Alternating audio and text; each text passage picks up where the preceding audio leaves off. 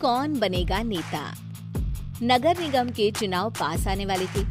पूरे कानपुर शहर में टिकट को लेकर मारामारी शुरू थी, लेकिन सबसे ज्यादा चर्चा में वार्ड नंबर 40 की सीट थी।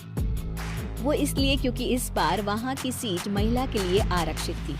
अब सवाल ये था कि चुनाव लड़ेगा कौन। इससे पहले ठाकुर साहब वहां से पार्षद थे और इस बार उन्होंने अपनी पत्नी सीमा ठाकुर को टिकट दिलवाई और ठाकुर साहब की शान के कारण सीमा जी ने 20,000 वोटों से चुनाव जीत लिया। अरे बधाई हो सीमा भाभी, अब तो आप वार्ड की पार्षद बन गई हैं। अब तो हमारे काम आप ही करवाएंगी। अरे ये तो सिर्फ नाम की पार्षद बनी है, वो तो महिला सीट आ गई, वरना पार्षद तो मुझे ही बनना था। अब भले ही चेहरा इसका होगा, लेकिन पावर तो मेरी ही होगी। अरे वाह भाई साहब, क्या दिमाग लगाया है आपने भी। आइए आप लोग, खाना लगा दिया है सबके लिए। सीमा जी पार्षद बन चुकी थी, फिर भी उनकी एक ना चलती। सारे काम ठाकुर साहब खुद ही संभाल लेते और जहाँ जरूरत पड़ती वहाँ सीमा जी का अंगूठा लगवा लेते। सीमा जी ज्यादा पढ़ी लिखी भी नहीं थी। एक दिन ठाकुर साहब और सीमा एक प्रोग्राम में जाते हैं। अरे ठाकुर साहब आप आ गए। ओहो, पार्षद मैडम भी आ गई हैं। स्वागत है आप दोनों का। लगता है हमारे पार्षद फंड का सही इस्तेमाल हो रहा है। चलिए अब उद्घाटन करते हैं।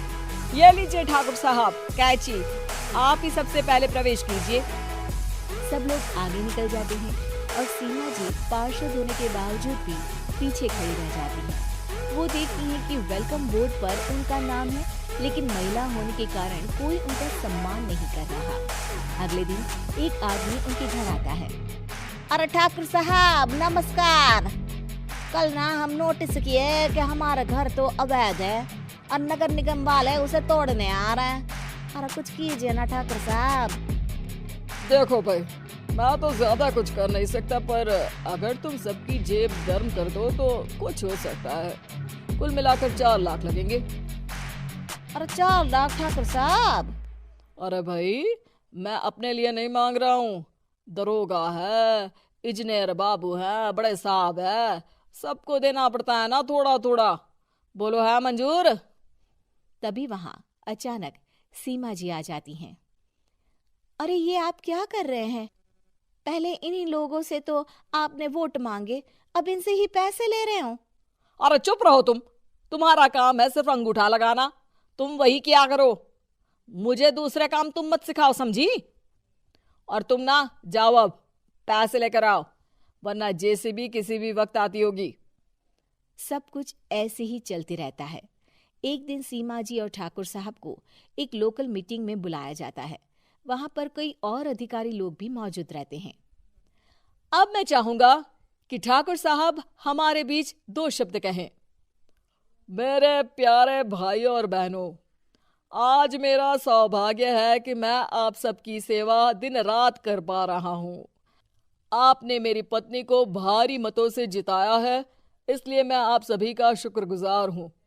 मैं आप सबसे वादा करता हूं कि हमेशा की तरह हमारे वार्ड में किसी को कोई तकलीफ नहीं आने दूंगा।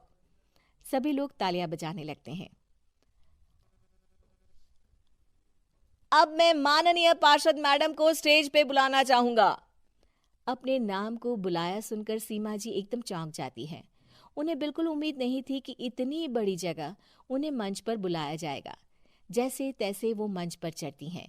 ऊपर जाते ही सीमा जी को सारी पुरानी बातें याद आ जाती हैं कि किस तरह उनके पति उन्हें कभी भी आगे बढ़ने नहीं देते और उनके नाम से गलत काम करते हैं। वो बोलने लगती हैं। मैं आपके वार्ड की पार्षद सीमा हूँ। आप में से बहुत कम लोग ही मुझे जानते होंगे, क्योंकि इससे पहले मुझे कभी ऐसा मौका ही नहीं मिला। सारे मौके मेरे पार्षद पति यानी आपके ठाकुर साहब ही लेते रहे, लेकिन आज ये मौका मुझे मिला है तो मैं इसे ऐसे ही नहीं जाने दूंगी। मैं आपको ये बताना चाहती हूँ कि आपके ठाकुर साहब मेरे नाम की आड़ में गैर कानूनी काम करते हैं। जिस पर अंगूठों के निशान मेरे होते थे। इसीलिए मैं अपनी गलती मानती हूँ और आज अपने पद से इस्तीफा देती हूँ, ताकि आगे से कोई गलत काम ना हो पाए। अब फैसला आप सबके हाथ में है कि आप हमें क्या सजा देना चाहते हैं। सीमा जी की बातें सुनकर ठाकुर साहब के चेहरे का रंग उड़ जाता है और वो शर्म से मुंह नीचा करके वहां से चले जाते हैं और पद से इस्तीफा देकर ही सही सीमा जी अपने आप में आत्मविश्वास महसूस करती हैं।